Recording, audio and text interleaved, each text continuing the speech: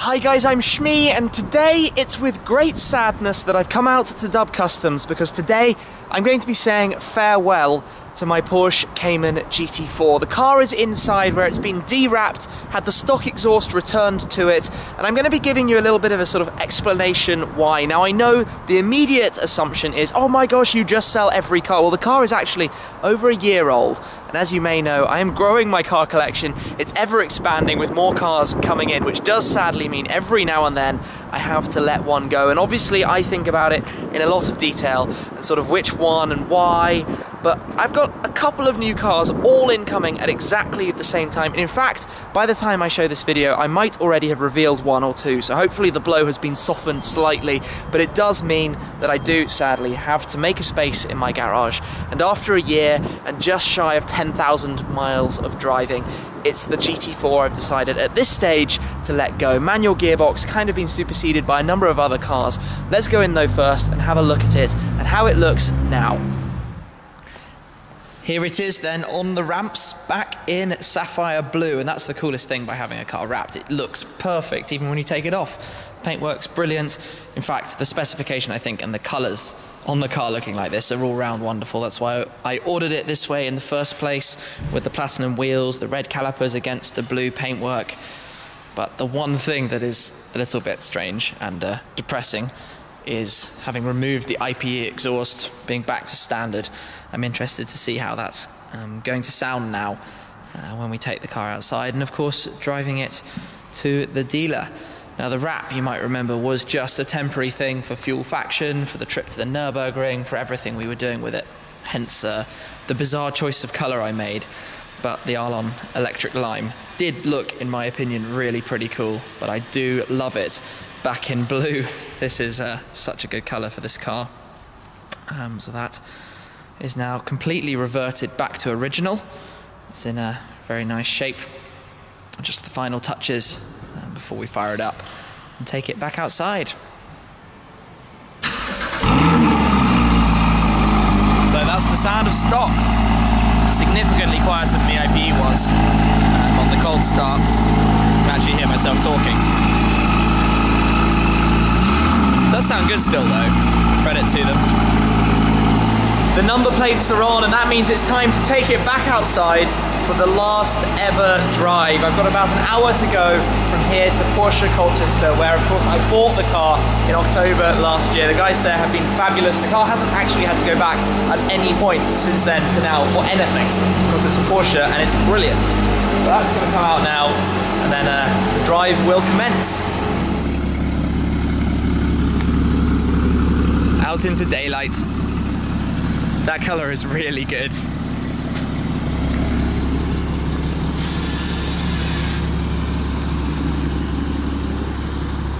Alright then, my last ever drive in my GT4. It's about 40 miles from here to the dealership. Sad times. I'll sort of try and make the most of it and enjoy this last sort of time out, because, well, it's been a pretty spectacular car, this one. I have loved it and driven it on so many different trips and occasions and events. It's been to lots and lots of countries. Just while I'm thinking about it, we're back up and running now with the normal sports exhaust button here in the central console. So if I were to rev it now, it's kind of valved, whereas if I press that button and rev it, the valve is now open. It's a little bit louder, not revving too hard, of course, there. So before, when I had the IP system, I had on, off and auto on a sort of remote that you controlled, but now we're back to the standard system, and we can put it in sport as well, which obviously blips the shifts. And unknown to most people, as well as blipping the shifts, when you're in sport, it actually runs more of the radiators, so it keeps the car a little bit cooler. It runs at about 85 degree oil temp instead of 105. So random fact of the day for you there, that sport does more than just the shift blipping in the GT4s, if you didn't know. But this car, I've taken it to many things. I mean, just recently, obviously, the whole massive Ultimate Carnage tour. It went on Fuel Faction around Bosnia, Montenegro, Croatia. It's been multiple times to Italy. I had it at the TT Cup race at Hockenheim. It's been to Cars and Coffee. I mean, the list is pretty endless. And there's also a really cool final video I shot before shipping it back to Dub, which I don't know if I've posted yet at this point or not, or it's still to come. But if it's still to come, it's one of my favourite videos we've ever made, driving it on a spectacular sort of location area, just beautiful shots from the drone, so that's a pretty cool video. But yeah, it's been to many, many things. Obviously, it's had various different forms as well, because it started life as it is now in sapphire blue when I did my surprise collection video back in October last year. I don't think anybody saw it coming. I just dropped the FF, which I don't think anybody saw coming either. Then a few months in, we gave it a sort of a facelift. We put the Martini livery on it at Dub Customs with the stripes down the front and the rear and the roof and the wing. And then the IPE exhaust. That was a lot of fun just before Christmas. Then obviously I ran it like that for 6 months or so, and then in the summer we turned it electric lime, not necessarily to everyone's taste, but I wanted that colour to make the car stand out on Fuel Faction, and I think a lot of people didn't quite understand that's what I was going for. What's happening here? Somebody's not going the roundabout. Yeah, but I just wanted to make it look really sort of out there and bold. You know, it was sitting next to the McLaren and the Ferrari, and I wanted to give it a look that would truly pop. I know that word gets used an awful lot, but I think he did a pretty good job of that. So that was just for a couple of months. I mean, that was 3,500, 4,000 miles worth or so. But one of the best things, obviously, about doing a wrap like that is when you're on a road trip, driving with a whole sort of fleet of cars, obviously it protects the front from all the stone chips that otherwise fly up and obliterate your paintwork. So if I hadn't done that, for example, it might well need a front end respray now to bring the paint back to life, whereas if you look at it, it looks perfect. You would not realise that this car had done 10,000 miles with so many supercar convoy cruisers as well. We also had the K&N filters in here too, and I'd taken them out. It looks like I've got a road closed in front of me, which is really bad, because Waze is supposed to know that kind of thing. That's a pretty poor effort on its behalf. But there's a diversion around here, so we'll go that way. And hopefully end up in the right place. So yeah, many trips done. It's been a lot of fun, amazing memories with this car. I mean, it was Evo Car of the Year last year, and I shot a whole series of videos talking about that comparison, how the GT4 and the 675 LT, because the GT4 came out on top, how a cheaper car can be slightly more exciting, how it can be more of a driver's car, because it's, you know, performance numbers are not what all of this world is about.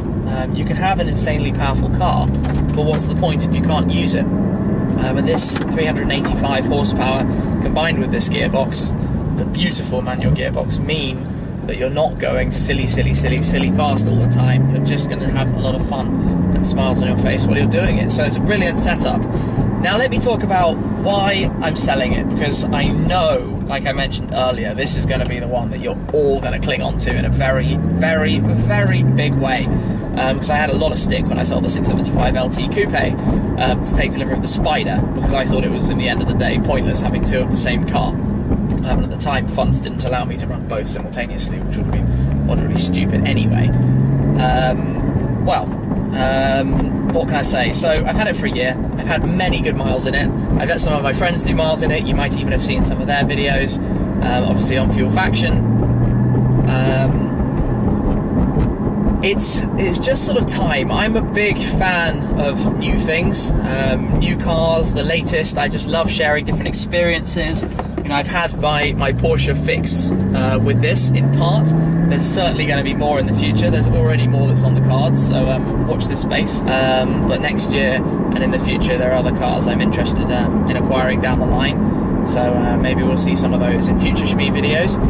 But obviously, to purchase new cars and grow out my collection, it does mean that occasionally I have to sell cars, both to have the funds to pay for the new ones, but also to have the spaces in the garage, and also because, quite simply, I don't have the time to drive them all the time. Now, I do want to grow out a collection and maybe one day turn that into some sort of museum type thing where people can come along and view the cars, perhaps in London, maybe further afield. I have no idea. So it kind of meant that with my recent purchases, the Focus RS, for example, manual, sports car, similar-ish power, lots of fun. The Aston GT8, more exclusive manual fun. The Mini, manual around town. But it means that I've ended up with sort of, well, more than 3 manual cars in my garage. And I figured that the GT4 just isn't going to get very much use, so it's time to let it move on to another home, basically. And let's be real, the car is still trading for quite a sizable amount of money. You know, honestly, it's going to sell for a little bit more than it cost new, which is obviously quite nice when you've driven a car this much. I mean, at the time of buying it, there was no way to know that. It was all about buying it to be an enjoyable experience, which it has been in every single way. But it's a hard one to explain because I've raved about it so much, and it is a really, really good car. It's mostly just that for me right now, I'm looking for the next sort of chapter, the next thing. And that might not make sense now. It will make a lot more sense in future videos. So you have to bear with me here. There are other cars in the works that will fill that niche. So if you're sad that this has left, there are things that are incoming that hopefully you'll be less sad about. That will make sense in due course, I promise. It's quite a hard one for me to explain while trying to keep some secrets.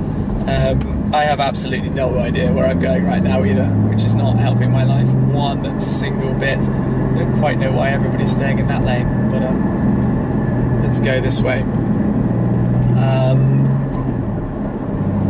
Yeah, I mean, it's a brilliant machine. It's an absolutely brilliant machine, but time does its thing, and it's time for the next adventure to get started.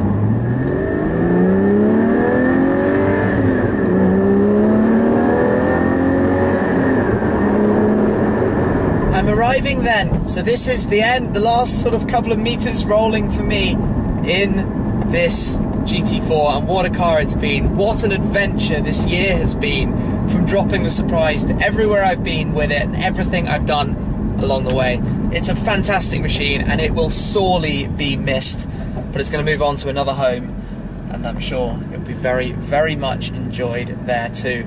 I'm just going to park it up here, take a nice photo, bring things to a conclusion. I know it sounds crazy to say goodbye, but hopefully I've slightly explained why. Obviously, as I grow my sort of collection of cars, it's always going to be a couple come in, one has to go. It's the way it is. I've enjoyed the car massively, so much fun over the last year. Massive thanks to Porsche Colchester for everything along the way, getting the car, delivery of the car. It's been utterly brilliant, and I hope you've enjoyed the GT4 adventures, but that's it for this car. There might be that one other video I mentioned still to come. Watch this space. But thank you very much for joining me on this adventure. There are many, many more very exciting things to come. Thanks for watching, guys. That's it for now. I'll catch you soon. Cheers.